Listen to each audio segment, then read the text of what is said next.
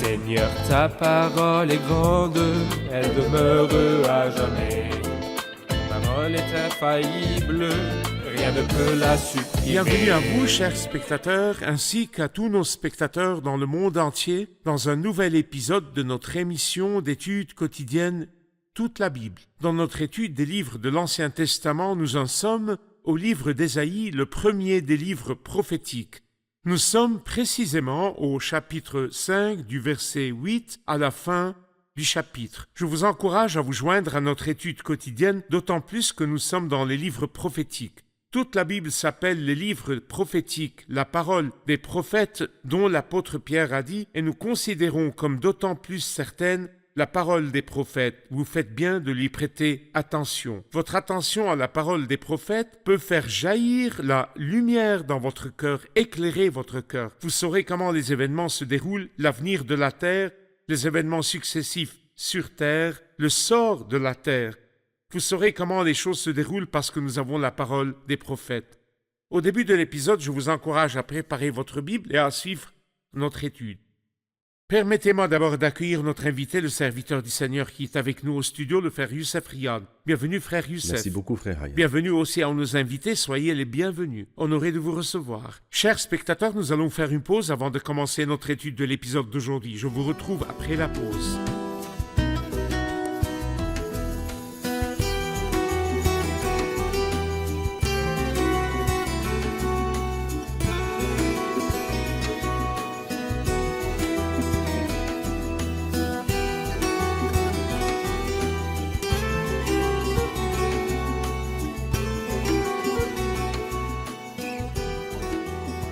Frère Youssef, chapitre 5 du verset 8 à la fin du chapitre.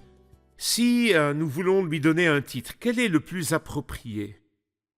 Nous pourrions l'appeler malheur et châtiment, ou nous pouvons aussi l'appeler par cette question, que sont les mauvais raisins que cette vigne a produits? Il parle donc des malheurs successifs qui sont aussi représentés par les mauvais raisins produits par cette vigne, Israël. Versets 8 à 10. Malheur à vous qui ajoutez maison à maison et qui joignez champ à champ, jusqu'à ce qu'il n'y ait plus d'espace, au point que vous êtes les seuls à habiter au milieu du pays. Voici ce que m'a fait savoir l'Éternel, le Maître de l'univers. C'est certain, ces nombreuses maisons seront dévastées. Ces grandes et belles maisons n'auront plus d'habitants. Oui, 2 hectares de vignes ne produiront qu'un baril de vin et 10 mesures de semences n'en produiront qu'une. Je voudrais savoir ce que signifient les mots de ce premier malheur. La cupidité qui est dans les cœurs des hommes. Ici, il commence par dire « Malheur à vous qui ajoutez maison à maison et qui joignez champ à champ ». Jusqu'à ce qu'il n'y ait plus d'espace, il a une maison, mais il ne se contente pas de cette maison. Il achète donc la maison voisine et les assemble. Et je pense que nous voyons cela souvent aujourd'hui. La source ou bien la racine de ce mal et la cupidité dans le cœur de l'homme. Et comme nous l'avons dit, ici il parle des mauvais raisins que cette vigne a produites. Vous avez de la cupidité dans le cœur. Qu'est-ce qui vous distingue donc des gens du monde qui ne connaissent pas Dieu? Et d'autant plus qu'ils s'emparent généralement de ces maisons-là par la force, par la cruauté, par l'injustice. Exactement comme ce que le roi Akab a fait. Le roi Akab a tué Naboth de Jizréel sous prétexte qu'il avait blasphémé contre Dieu et contre le roi. Il l'a donc tué dans le but de joindre la vigne de Naboth de Jizréel à la sienne. Mais n'as-tu pas assez, Akab? Mais malheureusement, voilà l'homme, la cupidité est ancrée au fond de son cœur. Et c'est en fait l'un de ces mauvais raisins que cette vigne a produit. Ainsi, le premier malheur est la cupidité. Oui. L'un des résultats de ces raisins est la cupidité dans le cœur de cette nation. Oui. Le deuxième malheur se trouve au verset 11. Malheur à ceux qui courent de bon matin après les boissons enivrantes et qui s'attardent le soir parce qu'ils sont échauffés par le vin. La harpe et le luth, le tambourin, la flûte et le vin animent leur banquet. Mais ils ne font pas attention à l'activité de l'Éternel et ne voient pas ce qu'il fait. Voilà pourquoi mon peuple sera soudain emmené en exil, faute de connaissance. De quoi parle le deuxième malheur? Eh bien, j'y vois la débauche, dont l'apôtre Pierre a dit « Eux qui trouvent leur plaisir à se livrer à la débauche d'un jour ». Et certains traduisent débauche d'un jour, débauche en plein jour, car habituellement, les gens attendent la nuit pour s'amuser ou pour pratiquer leur débauche, ou faire la fête, ou ce genre de choses. Mais il y a des gens qui ne se contentent pas de la nuit, ils le font le jour et la nuit. Des gens qui sont toujours dans un état de jouissance, du profit de la vie au maximum. Et c'est pourquoi il dit « Mais ils ne font pas attention à l'activité de l'Éternel et ne voient pas ce qu'il fait. » Cela me rappelle ce qui est écrit dans le livre de Job. Lorsqu'il dit « Ils se réjouissent au son des instruments avant, ils passent leur jour dans le bonheur, et ils disent à Dieu « Éloigne-toi de nous, nous ne désirons pas connaître tes voix. » Ils se réjouissent au son du tambourin, de la harpe, du luth et de la flûte. Ils font des réjouissances. Alors qui a le temps dans cette ambiance de demander ce que Dieu attend de nous? Bien sûr, cette ambiance éloigne au maximum l'homme de son Dieu. Là, nous trouvons l'emportement ou bien la dérive vers les plaisirs et les jouissances de ce monde. On appelle distraction ce qui est mentionné dans ces versets. Beaucoup de gens se tournent vers les distractions. Je ne parle pas des parcs d'attractions ou des lieux de sortie pour les familles, mais du vin, de l'alcool, de la harpe, du luth, du tambourin, de la flûte, des instruments de musique de la vie nocturne, des théâtres et des cinémas. On les appelle des distractions parce qu'elles détournent l'attention des gens de quelque chose dont il dit ici. Ils ne voient pas ce que l'Éternel fait. Oui. J'aimerais entendre vos commentaires sur le temps présent sur l'œuvre de Dieu, dont Satan a réussi à distraire les hommes et sur laquelle les hommes ne se concentrent pas. Eh bien, l'œuvre du Christ sur la croix, sur la base de laquelle il offre un si grand salut, une si grande délivrance, Satan ne vous dit pas toujours que cela est mal. En fait, très souvent, il vous distrait à travers des plaisirs, à travers des jouissances, jour après jour, jusqu'au moment où vous vous retrouvez face à l'éternité sans vraiment avoir pris soin de vous réconcilier avec Dieu. Et ceci est très grave, car Satan, à travers ce qui est légal ou illégal, fait que l'homme ne pense ni à son avenir, ni à son éternité. Pourquoi pensez-vous, frère Youssef, que les gens aiment s'adonner à toutes sortes de plaisirs? Ils n'en ont jamais assez. Non, et ils les prennent les uns après les autres. Les gens passent des nuits pour ces plaisirs. Pourquoi font-ils cela? Eh bien, je pense que c'est justement la nature du plaisir. Toute personne qui boit de cette eau-ci aura encore soif. C'est-à-dire qu'avant, une petite dose vous suffisait. Et quand vous vous habituez, elle ne vous donne plus de plaisir. Alors il vous faut une plus grande dose. Et puis encore une plus grande dose jusqu'à ce que l'homme meure. Il meurt tout en multipliant ses plaisirs. Vous vous souvenez certainement d'un grand roi qui s'appelait Belshazzar, qui donna un grand festin à ses hauts fonctionnaires au nombre de 1000. Il apporta des instruments de musique et du vin, et mourut en étant ivre. Et il a fait face, ou bien il est allé dans l'éternité, alors qu'il ne se suffisait plus de vin. Voilà l'homme. Bien sûr, ce n'est là qu'un des moyens utilisés par le diable pour détourner les hommes de l'œuvre du Christ sur la croix. Oui. Nous allons nous tourner vers nos invités pour prendre une question. Le verset 13 dit « Voilà pourquoi mon peuple sera soudain emmené en exil faute de connaissance. » Qu'entend-il par connaissance ici? Voilà pourquoi mon peuple sera soudain emmené en exil faute de connaissance. Quelle connaissance, frère Youssef? Eh bien, par exemple, dans le discours du Seigneur à l'ange de l'église des Laodicéens, « Et tu ne sais pas que tu es malheureux, misérable, pauvre, aveugle et nu. » Ou bien, lorsque le Seigneur dit à la femme samaritaine, « Si tu savais quel est le cadeau de Dieu et qui est celui qui te dit « Donne-moi à boire », alors parce qu'ils se sont livrés au plaisir de ce monde, ils n'ont connu ni le cadeau de Dieu, ni leur mal, ni leurs conditions. Ils n'ont connu ni Dieu, ni eux-mêmes, ce qui les a conduits à l'exil et à la destruction. Voilà pourquoi mon peuple sera soudain emmené en exil, mon peuple est détruit parce qu'il lui manque la connaissance. » Sur ce jugement, au verset 14, voilà pourquoi le séjour des morts s'ouvre et s'élargit démesurément. La splendeur et la richesse de Sion y descendent tout comme son joyeux tapage. L'être humain devra s'incliner, l'homme sera abaissé, tout comme les regarder hautains. L'Éternel, le maître de l'univers, sera élevé par le jugement. Le Dieu saint sera reconnu comme tel par la justice. Des agneaux brouteront là comme sur leur pâturage, et des étrangers dévoreront les décombres des riches. De quelle époque parle ce malheur et ces paroles? Je crois que cela s'est produit effectivement dans le passé. Et le Seigneur a été extrêmement patient avec eux, mais les Assyriens sont venus en premier pour les tribus, ils sont venus pour les 10 tribus. Et ensuite Nebuchadnezzar a emmené les 2 tribus en exil. Le Seigneur fait preuve de patience, mais certainement, ceux qui se détournent du Seigneur, nous lisons ici à leur propos, le séjour des morts s'ouvre et s'élargit démesurément. Ou bien par les mots d'Asaph lorsqu'il dit sur un terrain glissant. « Tu les places sur un terrain glissant, tu les fais tomber dans la ruine, et voilà, en un instant, ils sont détruits. » C'est-à-dire qu'ils ne font pas attention à l'activité de l'Éternel, et alors ils vont dans l'éternité sans aucune préparation. Ici, il parle de Dieu dans son jugement. Le Dieu saint sera reconnu comme tel par la justice. Que veut-il dire ici sur l'attribut de Dieu dans son jugement? Eh bien, Dieu, parce qu'il est saint, juge. C'est-à-dire que les gens pensent que Dieu est amour. Oui, Dieu est amour, bien sûr, mais ils oublient que Dieu est aussi saint. Dieu est saint dans son amour et Dieu est saint dans son jugement aussi. C'est pourquoi celui qui se repent sera sauvé grâce à la sainteté de Dieu, et celui qui refuse de se repentir périra à cause de la sainteté de Dieu aussi. Parfait. Si vous le voulez bien, nous allons voir un reportage pour poursuivre notre étude.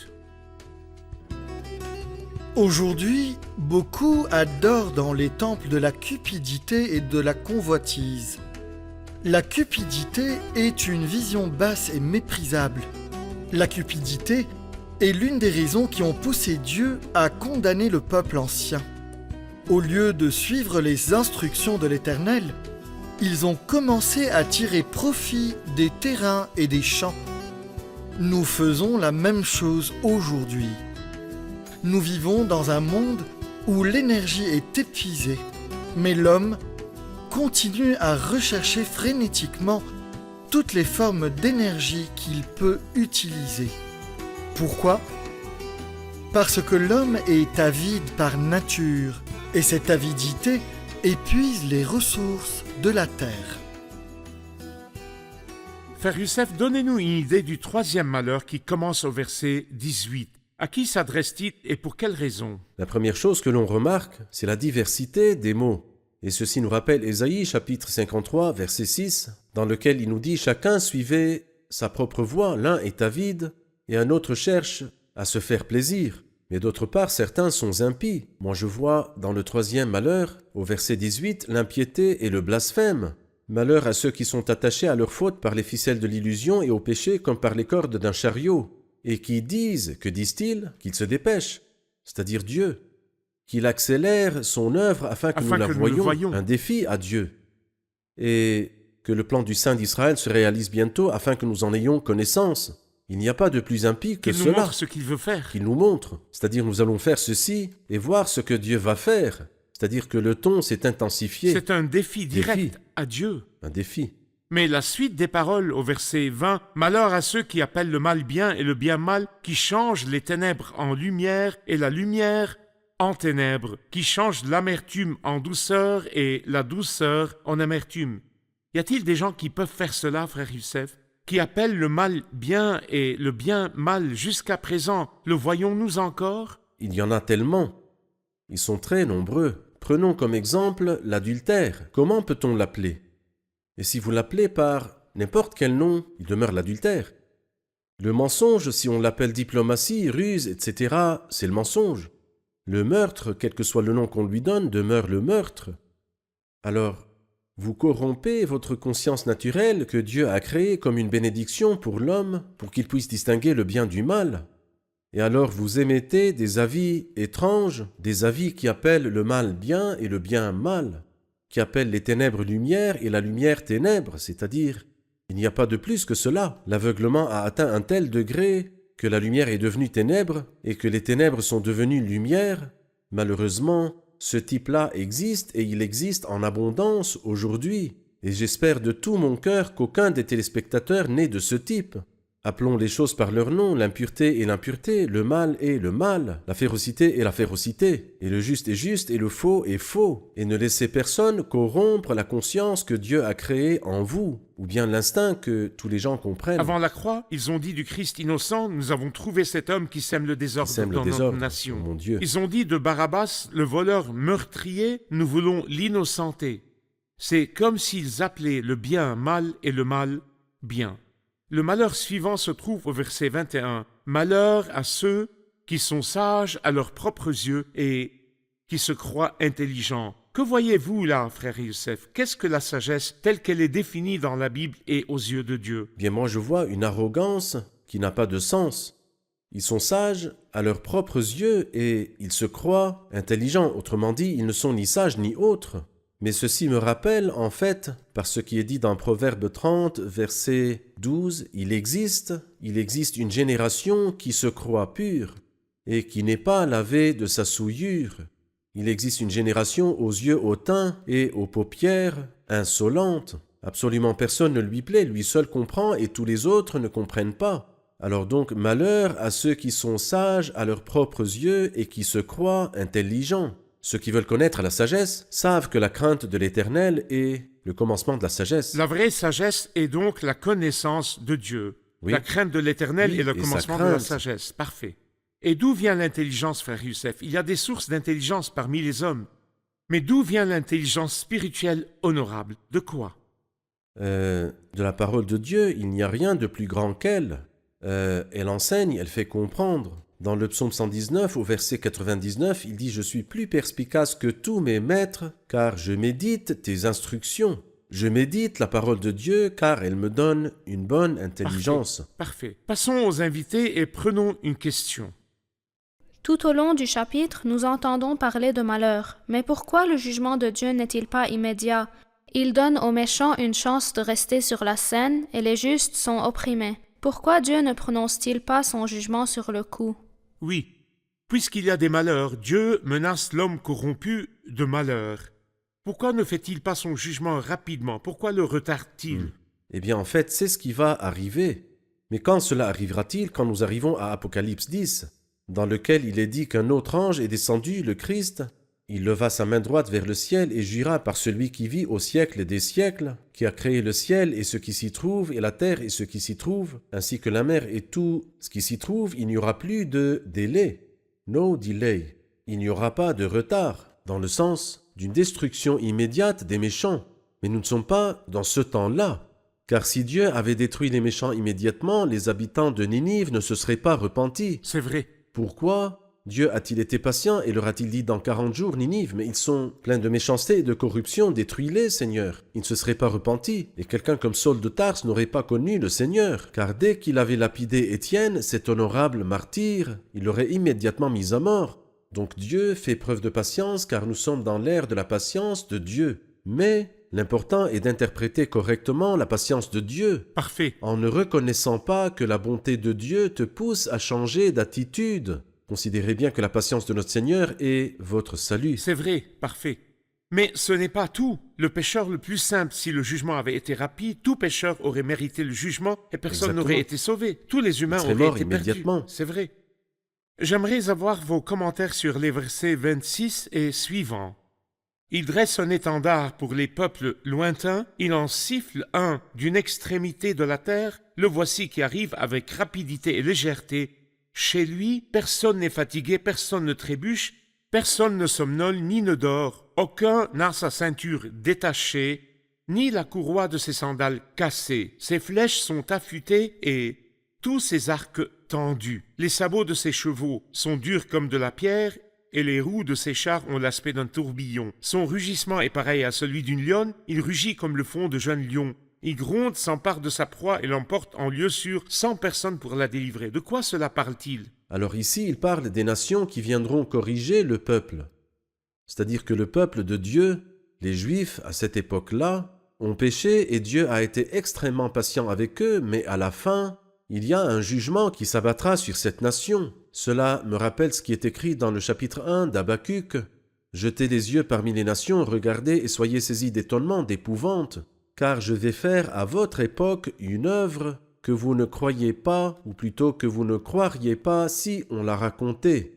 Je vais faire surgir les Babyloniens. C'est un peuple impitoyable et impétueux, qui traverse de vastes étendues de pays pour s'emparer de demeures qui ne sont pas à lui. Il est terrible et redoutable. » Et il ajoute, il est la source de son droit et de sa grandeur, etc.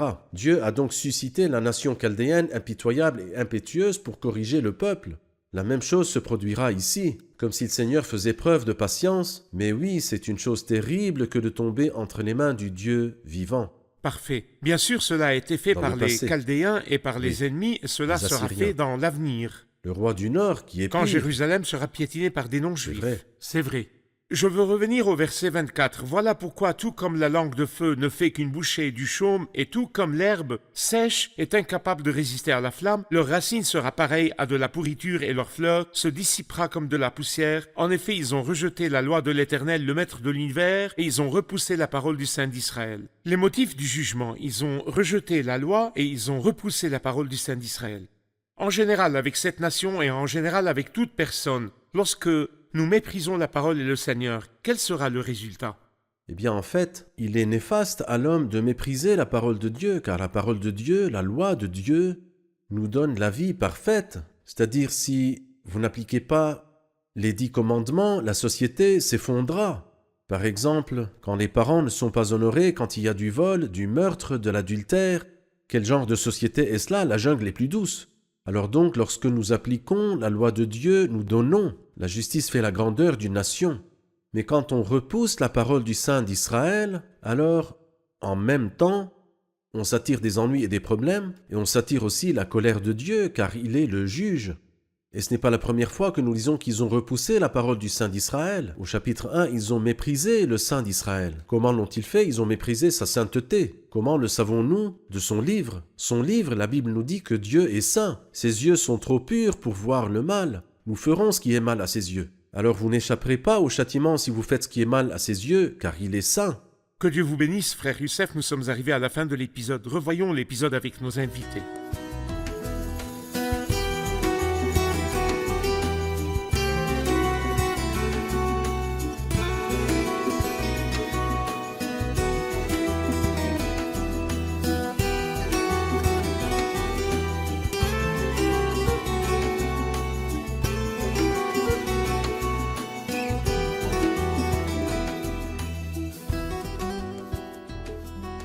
Bien sûr, la leçon d'aujourd'hui est portée sur les malheurs. J'ai 3 questions sur 3 malheurs. Quel est le premier malheur? Quel est son concept? Quelle est sa définition? Et pour qui est-il? Le premier malheur est à cause de la cupidité. L'homme ne se contente pas de ce qu'il a. Il a une maison et veut en acheter une autre. Il a une voiture et veut en acheter une autre. C'est le premier malheur, la cupidité. La cupidité. Et nous avons appris l'exemple d'Akab par le frère Youssef. Il avait d'innombrables terrains, mais il convoitait la vigne de Naboth de Jizréel. C'est bon? Très bien. Le deuxième malheur au verset 11. À qui s'adresse-t-il? À ceux qui sont tellement distraits par les divertissements de la vie jour et nuit qu'ils ne discernent ni la voix de Dieu, ni le don de Dieu pour eux, ni leur propre méchanceté. Qu'y a-t-il de mal à sortir pour se divertir à la vie nocturne? Qu'y a-t-il de mal à cela? Le problème, c'est que le plaisir ne s'arrête jamais. Plus j'en profite, plus j'en veux, et cela me détourne de ce que Dieu veut dans ma vie. C'est vrai, et ils ne font pas attention à l'activité de l'Éternel, ne voient pas ce qu'il fait. À qui s'adresse le troisième malheur? Le troisième malheur s'adresse aux impies qui disent « Où est le Dieu d'Israël? Et pourquoi devons-nous l'adorer? Pourquoi devons-nous le suivre ?» Ils veulent dire « Que va faire le Dieu d'Israël? Qu'il nous montre ce qu'il va faire et la fin de tout cela. » C'est un défi direct à Dieu. Frère Youssef, les malheurs Parfait, sont je justes suis d'accord. et les réponses sont justes. Très bien. Que Dieu vous bénisse. Merci beaucoup. Nous poursuivrons notre étude dans le prochain épisode, quand le prophète Ésaïe dira « Malheur à moi, je suis perdu ». Merci frère Youssef, que Dieu vous bénisse. Chers spectateurs, nous avons appris que le deuxième malheur est pour ceux qui s'adonnent au plaisir. La vérité est que beaucoup de gens ne se libèrent pas des plaisirs et ne peuvent pas se libérer des plaisirs et ils découvriront trop tard qu'ils vivaient dans un grand mensonge. Mais aujourd'hui, dans cet épisode, le Saint-Esprit frappe à la porte de votre cœur et vous réveille. Il vous dit que la vraie joie, le vrai plaisir, la vérité qui dure, la nourriture qui subsiste, se trouve dans votre acceptation du Christ. Je vous retrouve dans le prochain épisode. Que le Seigneur soit avec vous.